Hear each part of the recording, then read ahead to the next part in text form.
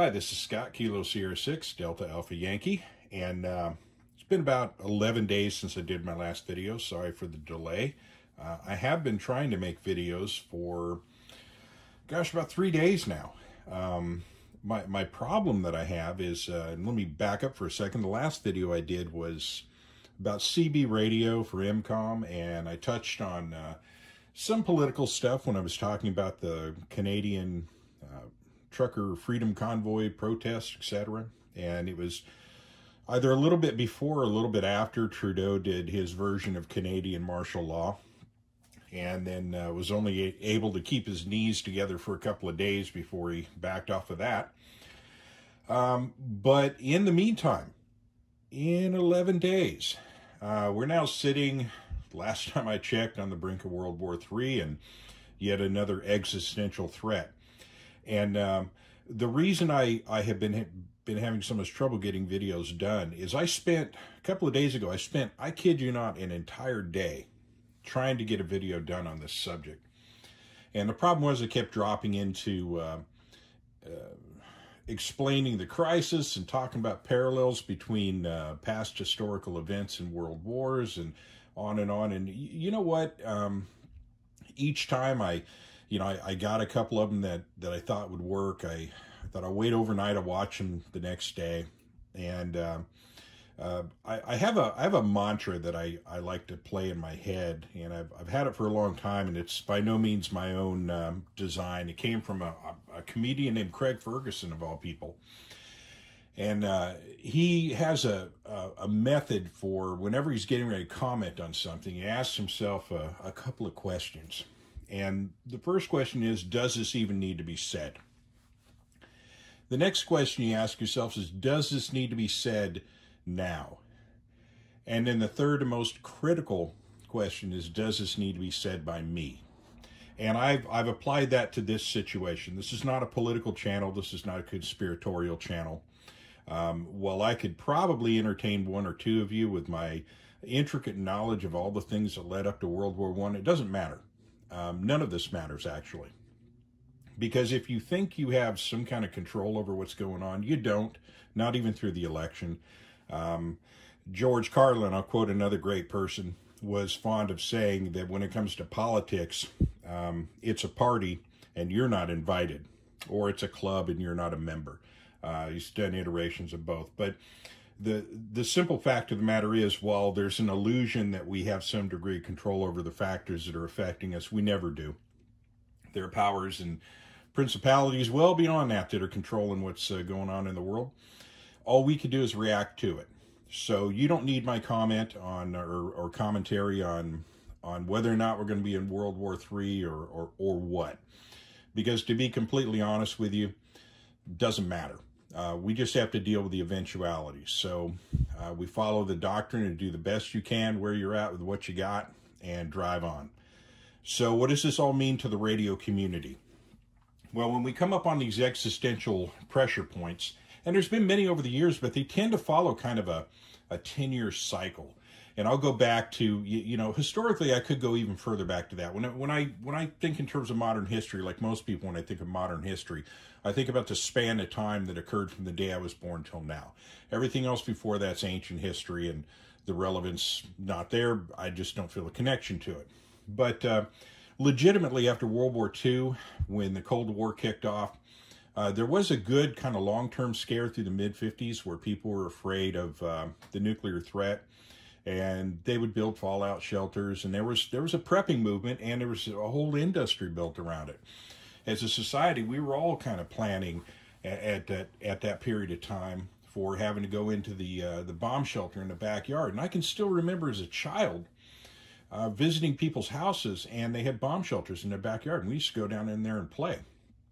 Now, with the fall of the Berlin Wall and the collapse of the Soviet Union, it looked like that was going to be a thing of the past. There was always a chance that somebody could pop a dirty bomb or something, but now here we are, once again with the potential of, nuclear conflagration, and we got Joe Biden as president to lead us through this. Doesn't that just exactly fill you with confidence and make you feel like we're going to prevail throughout? Yeah, well, well, enough of that. Again, this is where I stop. Hard stop. We're not going to do this. So what does this mean to the radio community? And I was talking about the existential threat points. In my current lifetime, the first one that I really remember being a big thing, at least one that affected the way I viewed the world and was planning for the future, was the Y2K thing. I was working for the Sheriff's Department in Kings County during that time, and our administration, pretty much everyone was convinced that at midnight on January 1st, 2000, planes were going to fall out of the sky, and we were going to have, cascading power failures and system failures, and honestly, nothing happened. I didn't replace anything computer-wise, and we didn't replace, there was a lot of computer equipment we didn't replace. The whole thing was a hoax. I think there were just so many people involved in it that no one really wanted to say someone needs to go to jail over this. But man, you talk about that was a massive hoax. But that was 2000. The next one that kind of came up was, this was goofy too, 12 years later, we had the Mayan Calendar thing. Although, to be honest with you, that one you might want to look into. That one wasn't so much about a physical change to anything, but a change in sort of the way the universe is ordered. And if you think about it, since 2012, the world has changed pretty dramatically. So that may have actually happened, and we just didn't see the effects of it until now. But run forward a bit, about 8 years. Well, 11 years. No, 2012.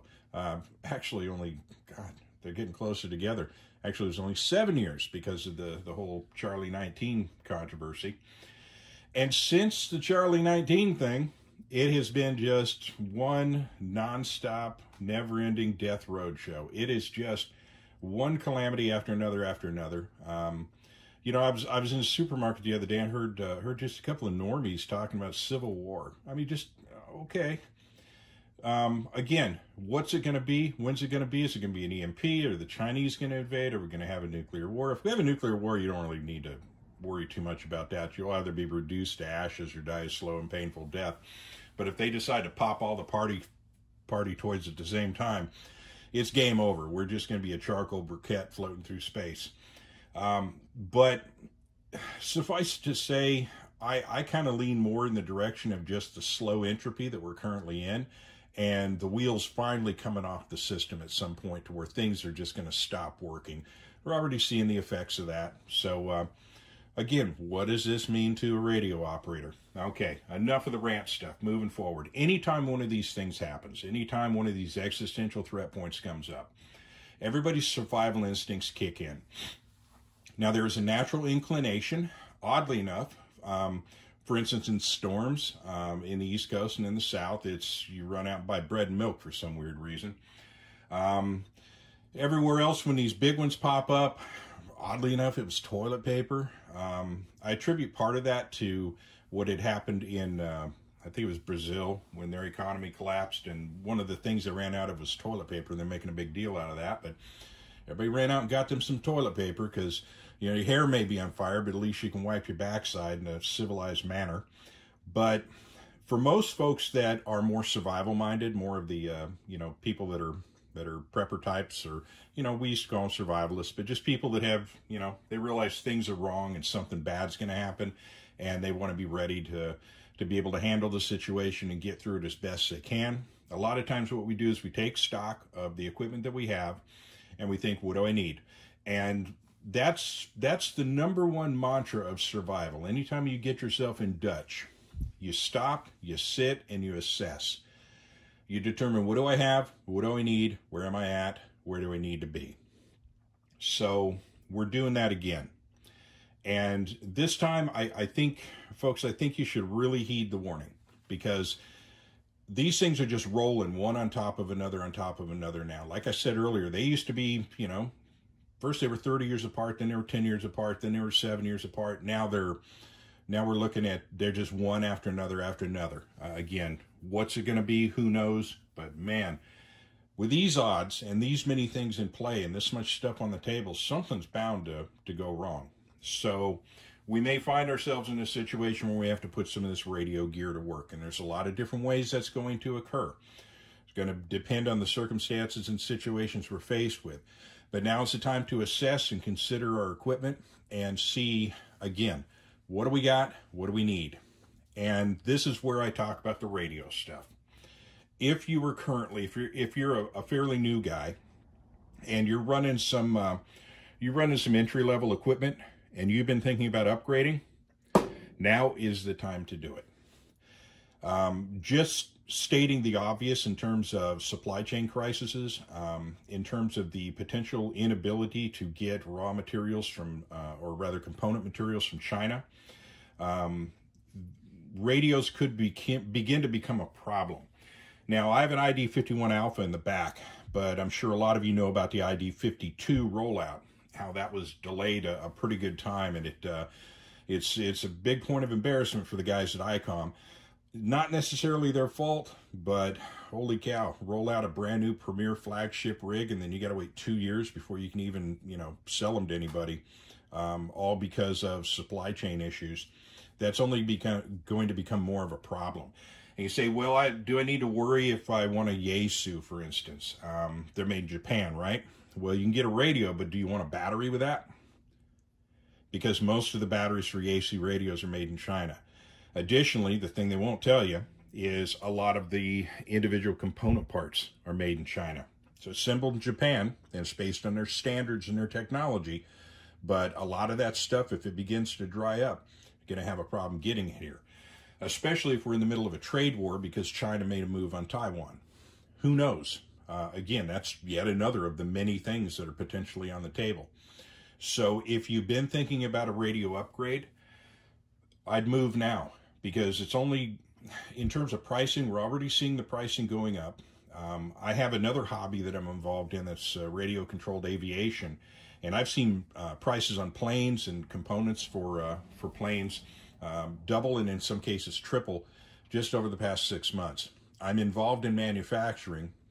And while we manufacture our stuff here in the United States, we do have some portions or some of our components are dependent on, real raw materials like yarn and little bobs and pieces that keep the machinery running, or for that matter, the very machines that are used to weave the webbing that we use here. We may take the trouble of having that stuff made here, but they're using machines that are made in China. If a machine breaks down, they got to wait for a part from there, and if they've got it waiting in, offshore from the port, well, enough of that. We all know that, right? Don't we? So that's my number one point. Is if you're thinking of upgrading, now is the time to do it. Now, there's a second approach I'm going to mention. For those of you guys that do have the nicer radios, how many radios do you have?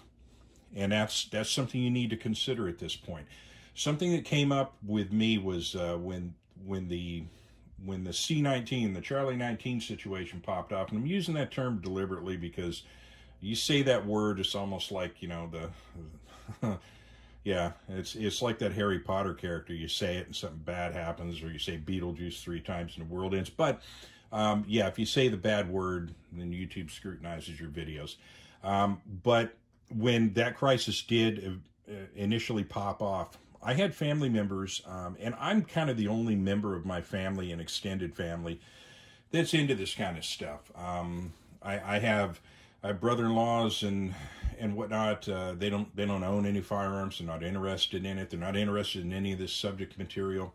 But sure enough, when they thought the world was coming to an end and we were all gonna die like something out of a science fiction movie, I started getting people asking me, where do I get guns? Where do I get ammo? What do I need for storage food? What about radios? And I actually had people that knew nothing about radios saying, hey, could you give us some of your walkie-talkies and we could, set them up so we could talk to each other if the cell phone stopped working? Freaking excellent idea. I love it. And I kind of stood ready for that. And I've sort of planned towards that. Now, since it didn't turn into the calamity that everyone expected or were told to expect, that thinking has kind of drifted away. None of them really. I think one person bought a handgun for his house, and that was it. That was the sum total of it. They really didn't do anything, and honestly, it's almost like being in the Three Little Pigs story. You've You've got yourself, who you took the time to build a nice solid brick house on a solid foundation that could withstand the elements and all of the dangers out there. And the other people that didn't take things all that seriously, they built houses out of straw, they built maybe they took a middle of the road approach and built houses out of wood, but when the big bad wolf came around, the straw house got dropped, the wood house got dropped, and those people basically exfilled, and they were now refugees banging on the door of that brick house wanting in. And I'm hoping that the people that are listening to this are of the same mindset that I'm at. I'm not turning away a member of my family, so I automatically factor into everything that I do having to support the rest of my family in that regard. And you do it because you love those people and you want to see them prevail. So if you're a radio guy, one of the things that people are going to look to you for is your ability to communicate with the outside world. You are going to become a very valuable member of your immediate community, whether it's your immediate family or whether it's the neighborhood that you live in or even the small town you live in. The ability to reach out, gather information, and be able to pass that information on to others, as well as being able to provide them with some means of communication. I'll give you one real quick example.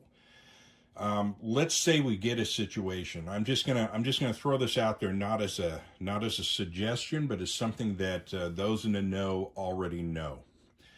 If you were someone like China or Russia and you wanted to bring this country down, you can do so without putting a single boot on the ground or an aircraft in the air over us. Plain and simple. All you do is just cyber attack the power grids. You take our power grids down and you make them irreparable. Even if you take it down for a short period of time, in terms of the civil collapse that's going to occur, and when the haves and the have-nots start clashing, the haves tend to usually not be nearly as robust or ruthless as the have-nots. I kind of ride in the middle. I'm a have, but I have a have-not sort of personality because I came from poor upbringings. So if you think that you're going to be able to buy yourself out of the situation, ain't going to happen. So when that occurs and you have massive civil unrest going on, your neighborhoods are going to need to pull together, and you're going to need to form what's called an enhanced neighborhood watch.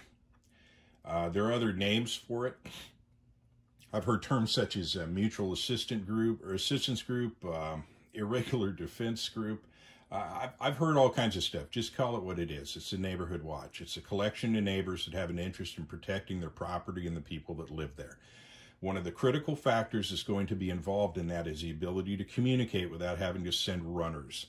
So your ability to pass radios out throughout your neighborhood, critically important. So this is going to take us into this area. If you're a guy who owns a couple of nice radios, and you're thinking to yourself, what do I need to buy? Is there anything you need to pick up? I'm going to suggest you need to start picking up as many of these as you can get your hands on. They're not that terribly expensive. I just closed a shopping cart order for 5 Retevis RT85s with chargers, and I'm going to do that for the next few paydays until I have a ton of those. And what I'm going to do is put them in an EMP-proof box, and I'm going to set them, get them on a charge cycle so that, periodically I pull them out, get them charged, put them back in again. But the intent here is to have the ability to pass out radios throughout my neighborhood. Now, for you Part 97 theologians, I want you to understand, I'm not advocating this is something we do on a daily basis when things are normal and the birds are chirping. What I'm talking about is capabilities that you need to be aware of now, so when you need them later, you're able to implement them and exploit that. I am going to be talking in the next few videos about doing some things and setting some of these radios up for stuff that, make the typical people a little twitchy. And I get that. If you have somebody that's saying, hey, I'm an airsofter and I want to use a business band frequency with my UV5R, what do I do? And, oh, by the way, I want to use encryption as well. Well, no, that's a no-go. We don't encourage that kind of behavior, and we don't, it's not something that we take lightly. But if you're in a situation where you have basically civil unrest and people are roaming through neighborhoods collecting supplies and those people that are unwilling to give up the supplies get curb stomped. We're in a different world now. That goes into what's called the verified life-threatening emergency. So if you're one of those people that, likes to hop into the comments and start saying, well, the FCC said, look, I'm talking about a time when if you call the FCC, no one's there to answer the phone anymore. So that's a different circumstance. So this is all kind of, at this point, kind of science fiction. But as we've seen, a lot of stuff that we thought were conspiracy theories turned out to be true. And a lot of things we said would never happen again are happening today. So as I said, the next few videos, I'm going to be taking a deep dive into these cheap Chinese radios. And the reason for that is, they're radios, they work. In these cases, I'm not going to be worried about spurious emissions. And to be completely honest with you, is a UV5R the radio I recommend for MCOM use? Or for instance, I'm doing a half marathon. The radio club's going out, and we're going to be working a half marathon. Am I going to take a UV5R? No, I'm not. I'm going to take an FT60 or VX6. What I'm talking about though is if I need to equip 10 households in my immediate neighborhood with radios so we can all communicate, I need 10 of these to give out. I don't want to give out 10 VX6s. I want to give out 10 of these, because all they're going to do is be in someone's residence, and they're going to be used for calming back and forth and reporting anyone coming into the neighborhood. And I might get into a little bit of that too, because I do have some subject matter expertise in how to set up things like that. I might throw a little bit of that out there for you, but I think a lot of you that are listening to this kind of know how to do that already. So, but we'll verify and we'll swap some notes. Like I said, I'm not really an expert in a heck of a lot, except for a few things. Not necessarily radio, but when it comes to setting up some surprises for people, I can throw a few tips, hints, and suggestions out there. But that's kind of the state of the world right now. We're at 22 minutes. That's about enough for this. This is just kind of an intro into where I'm going to be going the next few videos. And I'm going to be talking about some of the higher end stuff too. And I'm going to be talking about some things you need to know about those radios as well. But suffice it to say, I'm going to be a whole heck of a lot more active moving forward. Sometimes it's really, certain situations where you find a certain purpose in what you're doing. And right now I've got kind of a certain purpose with that. So we'll get the ball rolling. But with that, I'm gonna go ahead and bring it to a close at this point. I'm gonna thank you for listening. I hope cooler heads prevail, and I hope everyone's able to keep the lid on. And I hope this is something that we look back upon, 10 years from now and kind of chuckle like we did with Y2K and go, wow, that was really dodged a bullet there. I'm really hoping that's the case, but the practical side of me says all my alarm bells are going off. And I'm usually one of those guys, I jump onto those bandwagons, but right now I have such a certainty that something bad is going to happen that, I feel the need to kind of reach out and say something about it. So that's it. That's all. That's all I've got. So have a great day if you can. This is Kilo Sierra 6, Delta Alpha Yankee, Scott in Southwest Visalia, California, and we'll see you later.